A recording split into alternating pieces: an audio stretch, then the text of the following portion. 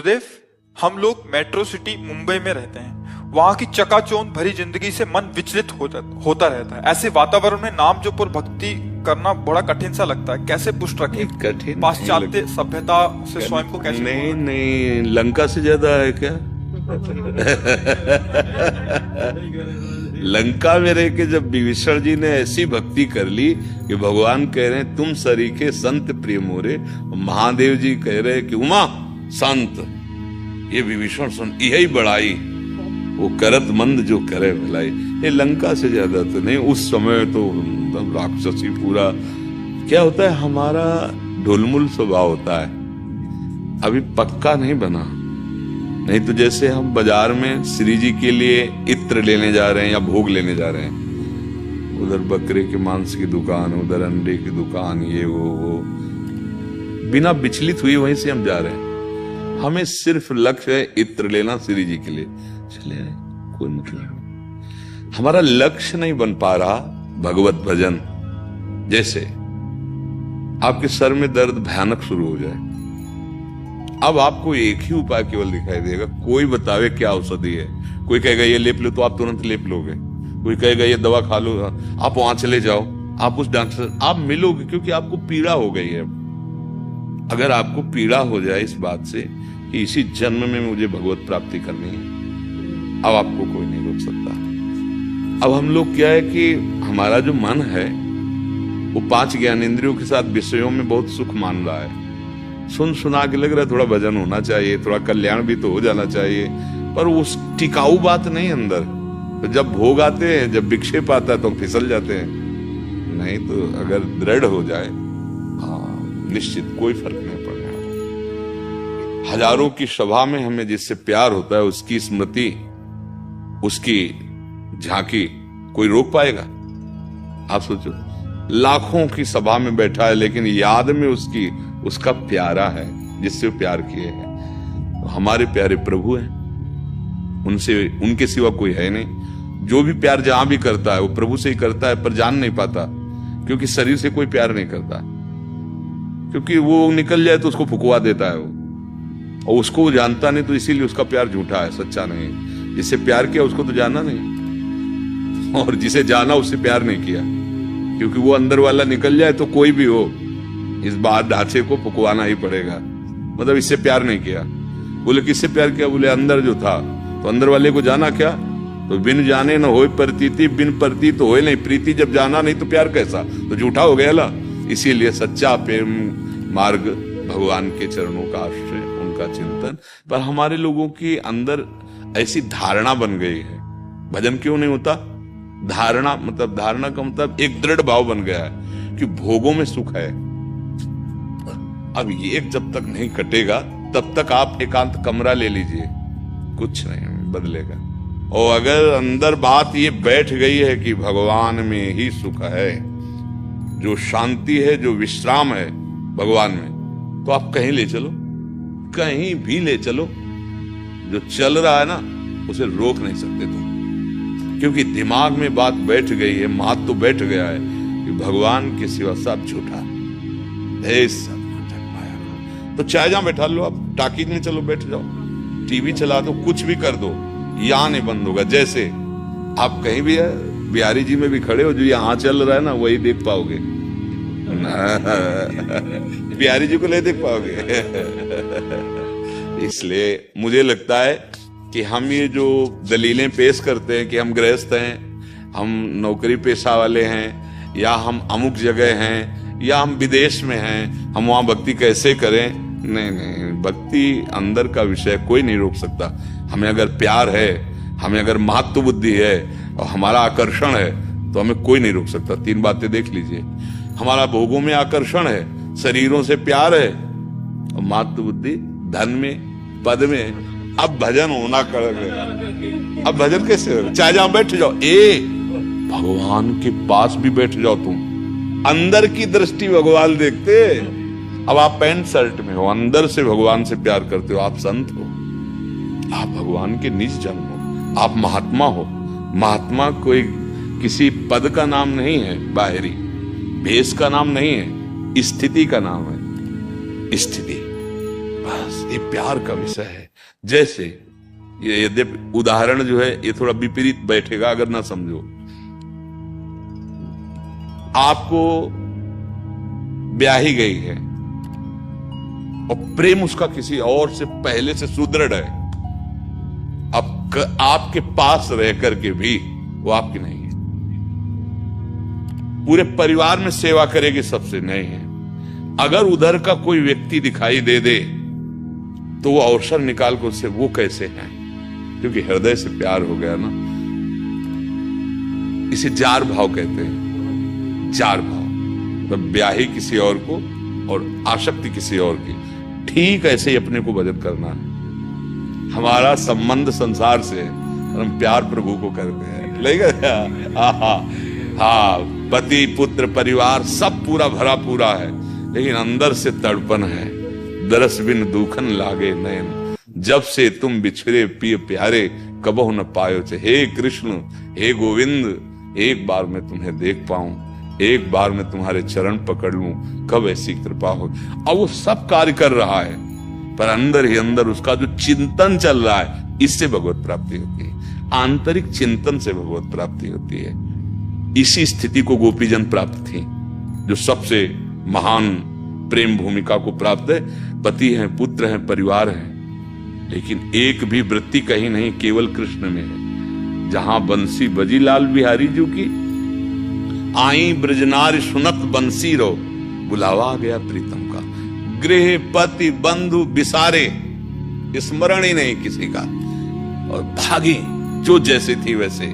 दर्शन मदन गोपाल मनोहर, मनसी ताप निवारे। हर्षित बदन पंख अवलोकन, सरस मधुर धुनि गावे।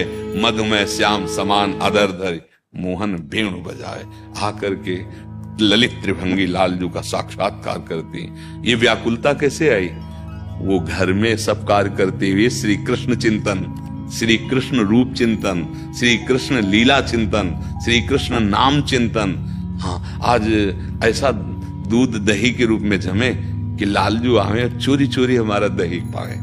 आज ऐसा दही मंथन से माखन निकले कि लालजू सखाओं के साथ आवे और डरपते हुए माखन। वैसी भगवान लीला करते। ये थामाम प्रपद्यन्ते तास्त्र, उनके हर समय चिंतन केवल कृष्ण। दही बेचने जा रहे हैं, बोलना चाहती है दही ले ले दही, और निकल रहा है कोई गोविंद ले ले, कृष्ण ले ले, माधव ले ले। विक्रेतु कामा खिल गोप कन्या, मुरारी पादार्पित चित्त वृत्ति। दध्यादिकम मोह वशाद वोचत, गोविंद दामोदर माधवेति। बस यही भक्ति का स्वरूप है। तो बंबई में तो बढ़िया हो सकता है, कहीं भी अगर आप ये समझो, कहीं भी चले जाओ, आपके हृदय की प्रीति संसार में है तो आप संसार ही देखेंगे, संसार ही चिंतन करेंगे। और भगवान की है तो कहीं भी चले जाओ, भगवान का ही चिंतन होगा। इसलिए हमें लगता है सत्संग सुनो, नाम जप करो, और जहां हो अगर वहां पछाड़ मार दी तुमने तो फिर तुम्हें कोई हराएगा नहीं। अच्छा, गुफा में आप अगर भजन किए तो कमजोर हो गए, अब समाज में जब जाओगे तो विक्षेप पड़ेगा। और आपने बाजार में बैठ के अभ्यास किया है भजन का, तो गुफा में तो अपने आप समाधि लग जाएगी। समझ रहे? गृहस्थी में रह के भजन करके निकल गए ना तो कोई परास्त नहीं कर सकता। वहां भजन कर ले गए, संयम में चल गए तो बहादुर हो गए, बहादुर हो गए। ले बहादुर, खान पान, लोग, परिवार, रिश्ते नाते सबके बीच में। और हमारी केवल एक ड्यूटी है, भजन। केवल एक ही ड्यूटी है, एक ही। और आपकी हजारों ड्यूटी होते हुए भजन कर ले गए। एक बार अम्बरीश जी का नाम सुनो, बहुत बड़े महाभागवत है ना। तो क्या हुआ कि उनकी बड़ी चर्चा भगवान करते थे। तो नारद जी ने कहा कि महाराज जी, अम्बरीश जी तो बहुत बड़े महाभागवत है ये, पर विरक्तों में भी तो एक से एक है। विरक्तों में एक से एक विरक्त, वो तो गृहस्थ धर्म से युक्त है। पर नारद जी एक काम करो, तो हमारे इस वैकुंठ के महल की 4 परिक्रमा लगाओ और एक कटोरा घी दिया होगा, एक बूंद छलकने ना पावे, सुदर्शन चक्र पीछे रहेगा। अगर एक बूंद भी गिरा तो आप करके आओ। उत्तर दे रहे हैं भगवान, और वो समझ नहीं पाए। और भगवद आज्ञा, घी पूरा द्रवित घी, अगर कदम कहीं हिला तो एक बूंद गिरा तो सुदर्शन पीछे है। पूरी करके आ गए। बोले प्रभु गिरा नहीं? बोले हाँ, ये तो प्रमाण है, सुदर्शन जी साथ चल रहे थे, अगर गिरा होता तो आपको। बोले कितनी बार नारायण जपा? और बोले जपले की बात थी, पूरी घी में दृष्टि थी कि अगर एक बूंद छलका तो सुदर्शन जी पीछे। बोले गृहस्थ में हजारों कार्य हैं, हजारों कार्यों को करता हुआ वो मेरा नाम जपता है। राज चक्रवर्ती सम्राट थे अम्बरीश जी, हाँ, राजपद पर बैठा हुआ सब कार्य करता हुआ, सावई मना कृष्ण पदारविंद। ये ऊंची बात। ये जैसे कोई कह देता है कि हम गृहस्थ, तो हमें लगता है तुम अपनी बात को समझ नहीं पा रहे हो। तुम विशेष भक्त हो, तुम सेवा परायण हो। हम लोगों का उदर पोषण कहां से होता है? भगवान तो करते हैं, लेकिन निमित्त किसको बनाते हैं? गृहस्थ को। हम वस्त्र कहां से पहने? गृहस्थ से। हम पैदा कहां हुए? गृहस्थ में। गृहस्थ धर्म कोई ऐसा धर्म नहीं जैसे लोग कहते महाराज हम तो गृहस्थी हैं। तो गृहस्थी का मतलब समझते हो? चाहे जितना बड़ा महात्मा हो, माता पिता से तो पैदा हुआ है, वो माता पिता गृहस्थी तो होंगे। चाहे जितना बड़ा महात्मा हो, भिक्षा किसके दरवाजे? गृहस्थ के दरवाजे। तो आप लोग अगर भजन थोड़ा भी कर लो, बस बुरे आचरण ना करो, तो आपको भगवान मिल जाएंगे। क्योंकि आप लोगों के द्वारा बहुत से ऐसे मंगल कार्य होते रहते हैं। आप आए, 100 रुपया कमाना कितनी मेहनत की बात, वो निकाल देती है। महात्मा लोग 4 लोग दाल रोटी लाए, खाए, कीर्तन किया, और वो जितनी देर कीर्तन कर रहे हैं आपका परम मंगल होगा कि नहीं? अब उनको वस्त्र मिल रहा है, भोजन मिल रहा है गृहस्थी से, और आप इसके बाद आप भी भजन कर रहे हैं, बुरे आचरण नहीं कर रहे, तो आप सर्वश्रेष्ठ तो हो ही जाएंगे। क्योंकि हमारी तो केवल एक ही ड्यूटी है, भजन। और अगर हम अपनी ड्यूटी ना निभा पाए ना, तो दुर्गति होगी पक्का। क्योंकि हमारी केवल एक ही ड्यूटी है। सब सुविधाएं हमको केवल इसीलिए दी जा रही हैं कि आप केवल भजन कीजिए, और आपके लिए बहुत सी ड्यूटी है। आप किसी के पति हैं, आप किसी के पुत्र हैं, किसी के भाई हैं, कितने से संबंध है, और सबका निर्वाह करते हुए राधा राधा राधा राधा राधा। इसीलिए हमका 24 घंटा में यदि 24 मिनट भी आप भजन कर लोगे ना, तो बाजी जीत जाओगे।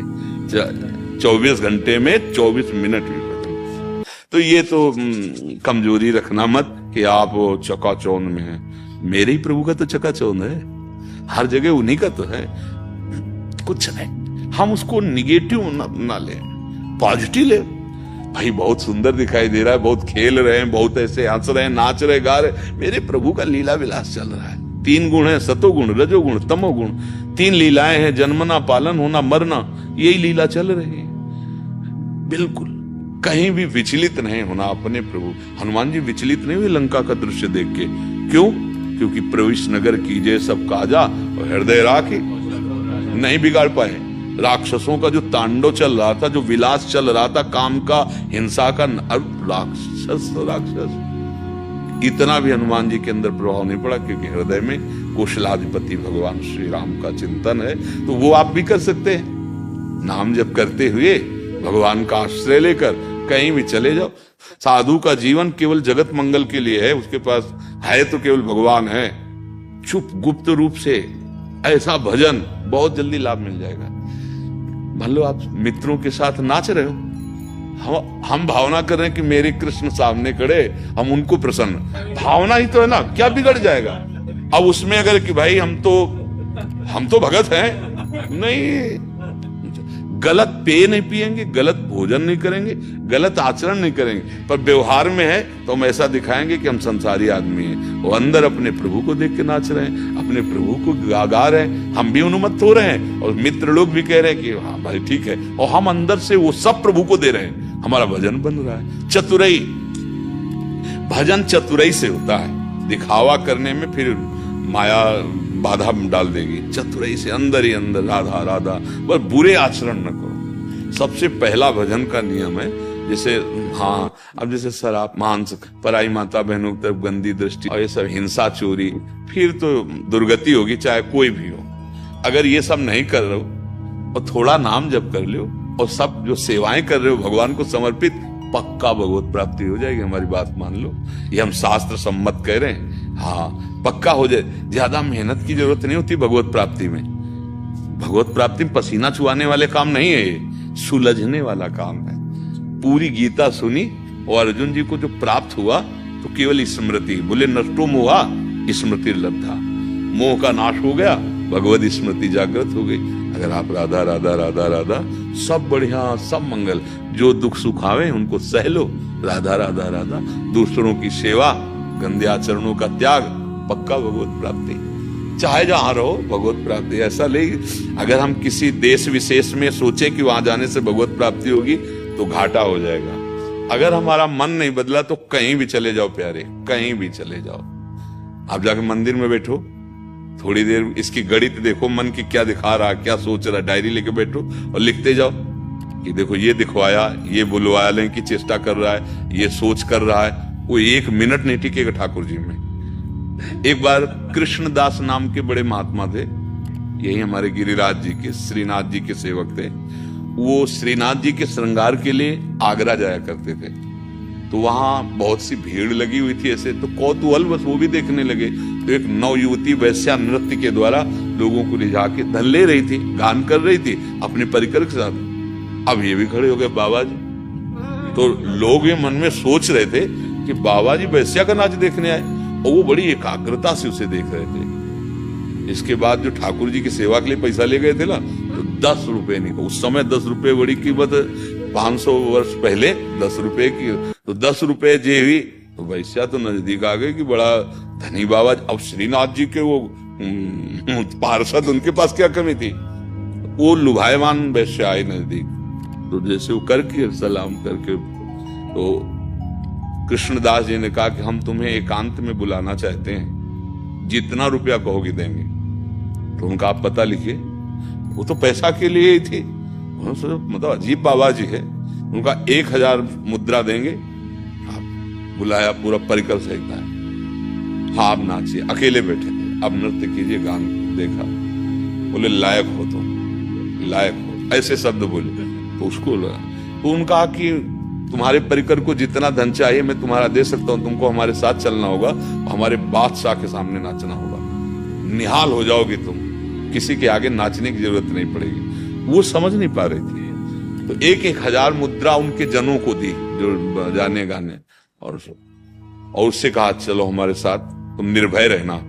तो जैसे पिता के साथ पुत्री जाती है, ऐसे साथ लेके आए, और अपनी कुटिया के बगल में एक कुटिया, और पूरे ब्रजमंडल में फैल गया कि यार बाबा जी वैश्या, नवीन वैश्या लाया है।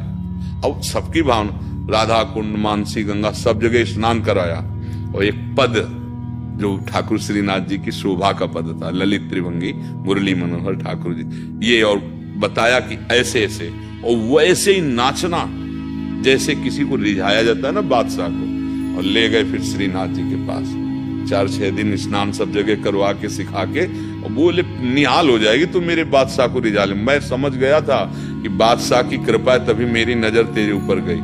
देखो उनका भाव क्या, लोगों के भाव क्या है, देखने में अलग हो सकता है। ले गए और श्रीनाथ जी से कहा आगरे में हम जाते हैं आपके लिए सुखद सामग्री लाने, तो एक सामग्री ये भी लाए हैं, आप स्वीकार करो, आपके लिए ये लाए। और उसने जे भी तान बंधान के साथ गान शुरू किया। वो तो कला प्रवीण थी। पूरा नृत्य होते होते उसके सामने साक्षात भगवान विराम। जे भी ऐसे करके वो ऐसे देखा, कोटि मनमथ हारी भगवान श्री कृष्ण, प्राण निकल गए। उसी समय प्राण निकल गए और भगवान के नित्य धाम को गए। कृष्णदास जी ने कहा स्वीकार कर लिया। तो अब देखो दृष्टि पड़ी वैश्या पे, पहुंचा दिया श्री कृष्ण के पास। अगर चिंतन हमारा ठीक है तो कहीं कोई विक्षेप नहीं, और चिंतन ठीक नहीं तो सब गए। चिंतन ठीक कर लो, कहीं भी रहो, सबका मंगल होगा। सतरति सतरति सा लोकांतारेत मम भक्ति युक्तो भुवनम पुनात्। भगवान की 3 लीला है, एक है सृजन करना, एक है पालन करना, और दूसरा है संहार करना। बिल्कुल जितना महत्वपूर्ण सृजन करना है, जितना महत्वपूर्ण पालन करना है, उतना ही श्रृंगार लीला है। तो हम कभी जैसे इन पदों पे है, कर्नल, वैसे सूबेदार, मेजर, ऐसे, तो हम उनके खान पान पर शर्त नहीं रखते कि आप जिस भी परिस्थिति में हो, जहां भी हो, राधा राधा राधा चिंतन करो, भगवान नाम, और निर्वाह करो। और जब आप रिटायर हो जाओगे तब आपके ऊपर लागू हो जाएगा, फिर आपके ऊपर कानून लागू हो जाएगा, आप ऐसे चलिए, आप ऐसे चलिए। अभी तो आपका एक ही कानून है, हमारे राष्ट्र की सुरक्षा कीजिए और राधा राधा कीजिए, और जो मिले जैसे मिले प्राण पोषण करते हुए अपने प्राण रूपी पुष्प भारत माता के चरणों में समर्पित कीजिए। एक मतलब धर्म का अलग अलग सिद्धांत होता है। व्यक्ति एक ही व्यक्ति है, अवस्थागत परिस्थितिगत उसका सिद्धांत अलग बदल जाएगा। तो उससे मुझे जैसा लगता है हाँ, इसमें जो आदेश हुआ उसका वैसे पालन करना है। हाँ, नाम जप करते रहिए और भगवान का आश्रय लेकर के आगे बढ़ते रहिए। इसमें दुखी होने की, जो राष्ट्र के सेनापतियों का आदेश है जिसके आप अंतर्गत हो, बस उस आदेश का पालन कीजिए। वो मतलब अलग डिपार्टमेंट है, अलग विभाग है उसमें। ये तो अगर हम मूंग की दाल और रोटी और मूली और पालक की छौंक ये सात्विक पवाया जाए किसी एक व्यक्ति को 1 साल तक, उसका मन ही नहीं करेगा किसी को गोली मार दे, क्योंकि सात्विक हो जाएगा। उसकी वृत्ति नहीं हिंसा कर सकती, तभी तो साधु का भोजन सात्विक होता है, फिर इसीलिए सर्वत्यागी बन जाता है। उसको कोई मारे तो भी नहीं मार सकता वो। पर आप जहां हो, जरूरत तो वहां इस त्याग की नहीं है। तो उस समय दया या करुणा या मैत्री, इन सब भावों का वहां महत्व नहीं। वहां उस समय शत्रु पक्ष विराजमान है और हमें अपने, अगर 4 घुस आए तो 400 को मारेंगे, नहीं मारे, हमारी प्रजा को, हमारे समाज को वो पीड़ा पहुंचा देंगे। तो अपनी जान की बाजी खेल करके वो हिंसात्मक वृत्ति नहीं धारण करेगा तो वो राष्ट्र का सेवक राष्ट्र रक्षा कैसे करेगा? हिंसात्मक वृत्ति तो धारण ही वहां करनी पड़े। देखो, अलग अलग, हम यही कह रहे हैं, अलग अलग व्यक्ति की अलग अलग अवस्था पर धर्म का स्वरूप बदल जाता है। कहीं कहीं हिंसा ही परम धर्म हो जाता है, वहां जरूरी है। अगर हिंसा नहीं की तो अब अधर्म हो जाएगा, अब पतन का मार्ग खुल जाए। तो ये देखना है, जहां जिस पक्ष में हमारी ड्यूटी लगी है उस पक्ष में बिल्कुल सावधान होकर रहना। तीनों लीलाएं आवश्यक हैं और बराबर होंगी, कोई रोक नहीं सकता। जैसे सृजन होना, पालन होना, ऐसे संहार होना, ये तीनों लीलाएं भगवान की चल रही। तो इसलिए गंभीरता पूर्वक निर्वाह कीजिए, नाम जप करते रहिए। हाँ, साधु हृदय तुम्हारा, इसलिए उसका दुख तो होगा, पर अब भगवान की लीला से तो तुम वहां लगे हो ना ड्यूटी में, तो फिर उस ड्यूटी का निर्वाह कीजिए। ड्यूटी का वो राष्ट्र सेवा है। हम राष्ट्र सेवा को भजन मानते हैं, बिल्कुल। जब हमारे सामने आर्मी के आते हैं ना पदाधिकारी जन, तो हम वैसे देखते हैं जैसे संत आते हैं। इनको पहाड़ में लगा दो तो पहाड़ में लगे हुए हैं, रात दिन प्राणों को मोह छोड़कर, परिवार का मोह छोड़ करके, पता नहीं किस समय तिरंगे में लिपट जाए, पता थोड़ी होता है। हमारे देश की रक्षा में वो वहां बेचैन, तो यहां हम चैन से भजन कर रहे हैं। अगर वहां वो, तो फिर हम भजन नहीं कर पाएंगे। इसलिए राजा और राज सैनिक सदैव बंधनीय रहे हैं। ये हमारी प्रजा को, अब मतलब जो धर्म शास्त्र के अनुसार है, वो अपने पुत्रवत प्यार करते हैं प्रजा को, वो अपने प्राणों का बलिहार करके प्रजा की रक्षा करते हैं। तो उनका आहार विहार उस पर नजर नहीं की जाती। हाँ, अपने लोग आहार विहार पर नजर करते हैं, क्योंकि हमारा काम है क्षमा करना। अब जैसे कोई आकर के हमें पीटने लगे तो हम उसको थप्पड़ थोड़ी मारेंगे। हमारे भगवान का विधान है, शरीर का जो होना है, राधा राधा राधा। लेकिन भारतीय सैनिक थोड़ी ऐसा सोचेगा। तो अलग सिद्धांत है, अलग उसकी स्थिति है। तो मतलब लोकवत नहीं समझा है। धर्म का बड़ा सूक्ष्म विषय है। जब भीष्म जी से पूछा कि मुझको हार गए क्या महाराज युधिष्ठिर, आप उत्तर बोले, बेटा वो धर्म का स्वरूप है, साक्षात धर्मराज। वो धर्म के सूक्ष्म स्वरूप को जानता है, उसको समझाने की जरूरत नहीं, किस स्थिति में कहां कौन सा कैसा धर्म है। तो अब जैसे एक ही सिद्धांत सब पे लागू नहीं होता, धर्म का अलग अलग स्थान हो जाता है। जब कोई भगवत प्राप्ति की बात आती तो फिर आ जाता सर्वधर्मान परित्यज्य। इसीलिए कहा सर्वधर्मान परित्यज्य मामेकम शरणम व्रज। आ जाओ, अब ये जा रहा मोक्ष की तरफ, अब ये जा रहा है परम पद भगवान के दासत्व की तरफ। ये अभी राष्ट्र रक्षा की बात है। ऐसे अब कोई भी गलत मन विचार में आता है तो आपका दृश्य हृदय में आ जाता है। तो आपका इतनी पूर्ण कृपा हुई हमारे ऊपर कि जिसका कोई मोल नहीं है। वो गिरिराज जी ही कृपा करते हैं।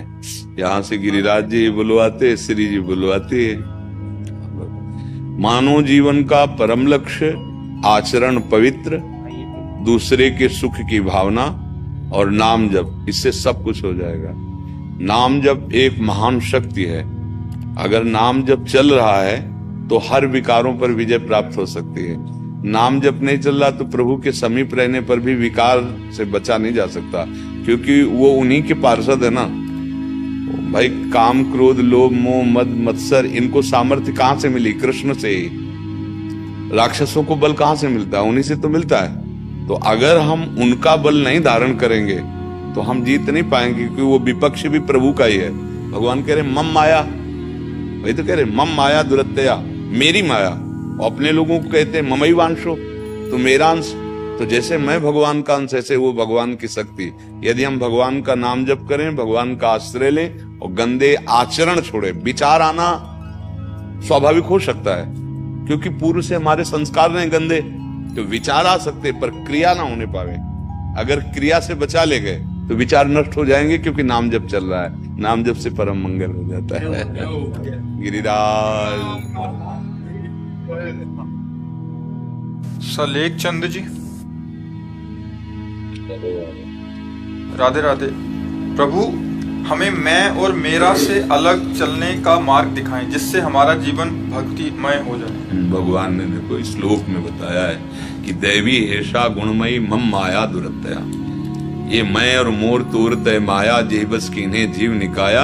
ये त्रिगुणात्मिका माया बहुत दुरत्या, इससे पार होना सहज नहीं है। बोले एक ही उपाय, मामे ये प्रपद्यन्ते माया में ताम तरन्ति, मेरी शरण में आ जाओ। तो भगवान तो जय घोष कर रहे हैं, मेरी शरण में आ जाओ, मैं तुम्हें माया से पार कर दूंगा। तो श्री कृष्ण शरणम मम, हरे शरणम मम, और नाम जप करो। मैं और मोर तोरते वो सब समेट लेंगे, उनका जाल है। अगर हम भगवान की शरण में नहीं गए तो कोई दूसरा उपाय नहीं, एकमात्र भगवान की शरणागति और भगवान का नाम जप, यही एकमात्र उपाय, दूसरा कोई उपाय नहीं। आप चाहे जितनी बड़ी तपस्या कर ले उसका अलग फल होगा, दान पुण्य कर ले उसका अलग फल होगा, तीर्थ याटन करें उसका फल होगा, लेकिन पाप जो है वो ऐसी टांग मारेंगे कि सब का सब चौपट कर देंगे। और उस पाप को जो नष्ट कर सके वो केवल भगवान है। मामे ये प्रपद्यन्ते माया में ताम तरन्ति, अहम तो आम सर्व पापेभ्यो मोक्षयिष्यामि मा शुचः, मैं ठेका लेता हूं तुम्हारे सारे पाप नष्ट कर दूंगा। ये बात केवल भगवान कह सकते, कोई देवता नहीं बोल सकता, किसी दूसरे की ताकत नहीं। देवताओं की ऐसी ताकत है जैसे दुकान 100 रुपया दो तो जो 100 रुपया की कीमत की सामान है वो चाहे जो ले लो, अगर उसमें 110 का है तो नहीं मिलेगा आपको।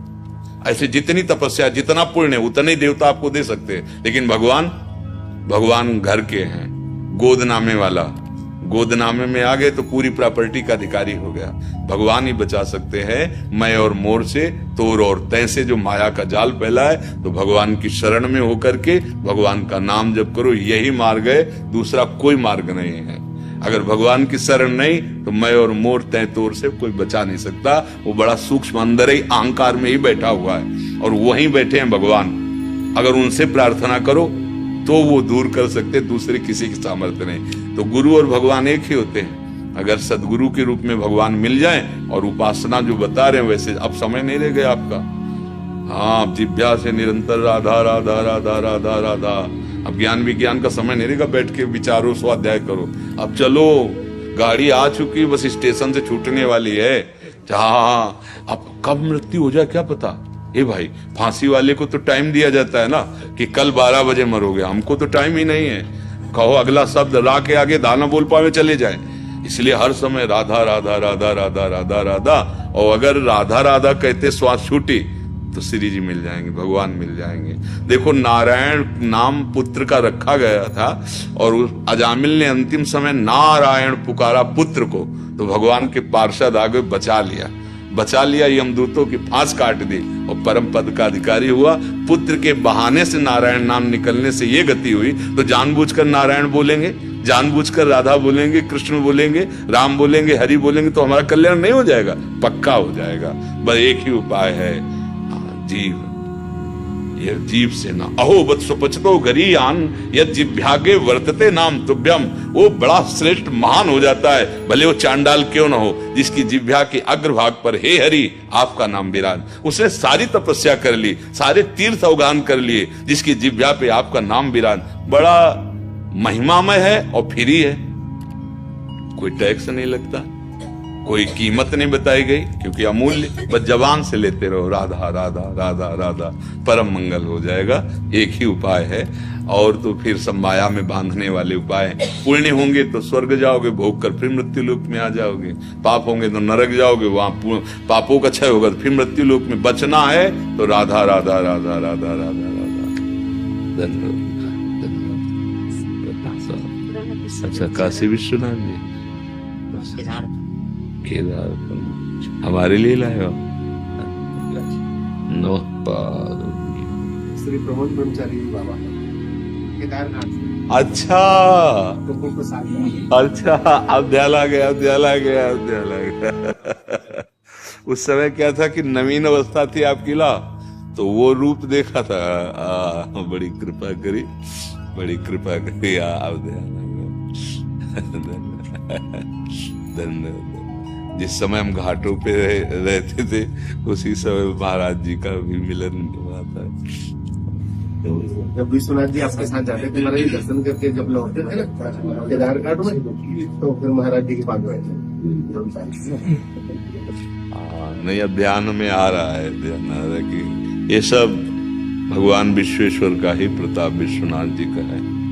हाँ, उन्हीं के प्रसाद से जो प्रिया प्रीतम की प्रेम लक्षणा भक्ति है। हमारी अनन्यता में तो आपने देखा ये शिव स्वरूप ही एकदम घाटों पे, उन्होंने ही एकदम भगवान जा पर कृपा न करें पुरारी, सो न पाओ मुनि भगते हमारी। बड़े कृपालु हैं आशुतोष भगवान शंकर, उन्होंने कृपा कर दी, प्रिया प्रीतम के धाम को प्रदान किया, प्रिया प्रीतम के प्रेम रस को दाता वही हैं उन्होंने। हम तो उन्हीं के गुलाम हैं, उन्हीं के दास हैं। उनकी कृपा के बिना आप तो जानते हैं अनन्यता ऐसी कि हम रास भी देखने के लिए ना कह दिया नहीं, याद हमारा जो चल रहा है वो जबरदस्ती। जब उनका कई बार कहा कोई संत, तब मन में आया कि जब संत कह रहे हैं तो बस फिर रास में गए ना। तो जैसे बड़े बड़े संतों ने लिखा है ना कि ब्रज की वीथियों में मत जाना, एक कमर में हाथ रखे हुए नव किशोर ऐसा है जो तुम्हारा सर्वस्व छीन लेगा, किसी कार्य का नहीं रखेगा। तो वही जी ही रास बिहारी के बस महादेव जी की कृपा अब लग गया, हम जी नहीं सकते। यही हमको ले गए थे पहले, आप जब वहाँ थे कि हाँ पास, तो हमको बोले कि बहुत बड़े महात्मा जी बहुत विरक्त हैं, किसी से कोई मतलब नहीं रखते हैं और आप उनके दर्शन करने चलिए। तो हम आए थे तो पहले आपको तुलसी घाट पे दर्शन आपका मिला था। हाँ, तुलसी घाट से लेकर मणिकर्णिका घाट तक इतनी हमारे घर था, घाटों के किनारे। दिन में दोपहर के पंडा की छतरी में, तो शाम के आके तुलसी घाट में इसलिए बैठते थे कि वहाँ कुछ देने वाले लोग आ जाते थे, तो कमंडल का ढक्कन ऐसे रख देते, कोई सतुआ या कोई बर्फी, जैसे दो चार लोग ऐसे थोड़ा, तो उसी से बस प्राण पोषण हो जाता था। आश्रम किसी के जाला नहीं, भिक्षा करनी नहीं, आकाश वृत्ति से घाट में जो महादेव जी भेज दे। तो वहां घाटों में कौन भेजे? तो तुलसी घाट में इसीलिए आते थे, वहां कुछ जैसे भिक्षुक जन बैठते थे ना, तो उसी पंक्ति में बैठ जाते थे जो रहता था। जब तक हमारा लक्ष्य दृढ़ नहीं होगा तब तक हम काम क्रोध लोभ मोह मद मत्सर देहाभिमान इनको मिटा नहीं सकते। जब लक्ष्य दृढ़ हो जाता है तब फिर तितिक्षा प्रकट होती है। उसी में इतनी सामर्थ्य है कि हर द्वंद्व को क्षय कर अपने आराध्य देव को प्राप्त करने की।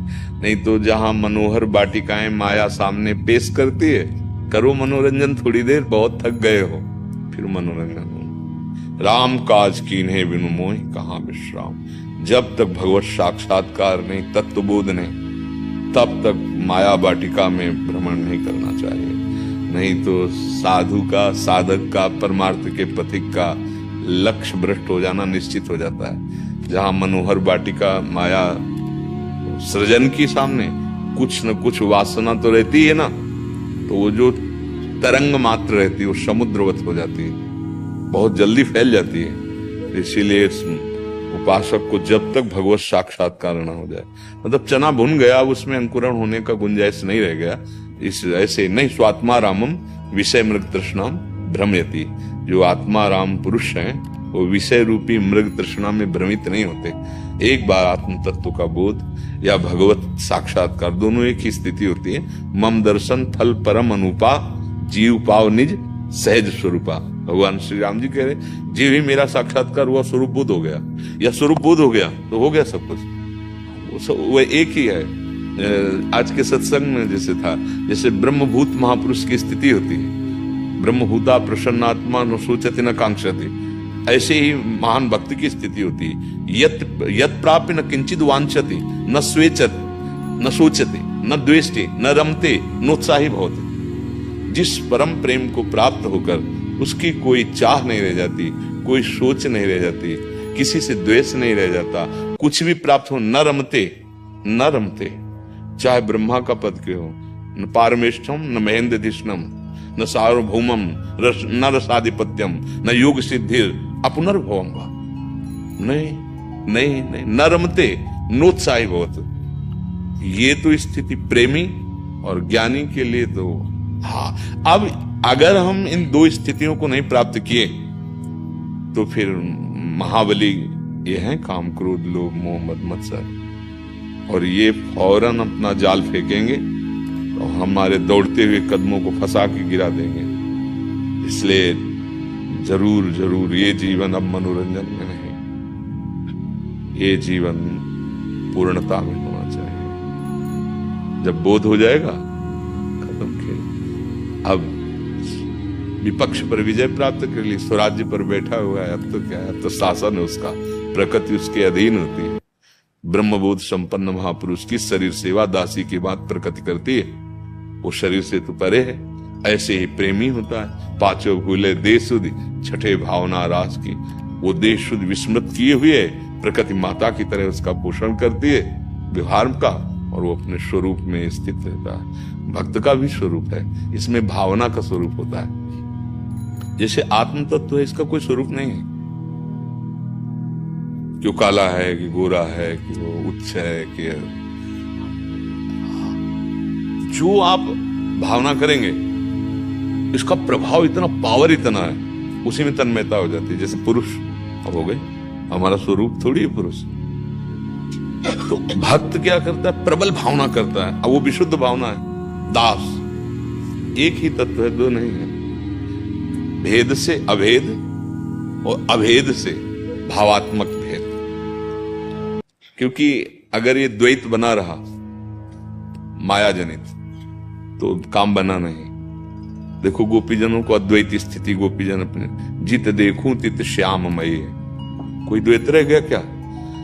तो जित देखूं तो इधर भी तो ना, वो स्वयं वर्णन करती स्थिति, कान भय प्राण में, प्राण भय कान में, हे में ना जाने पर कान है कि प्राण है।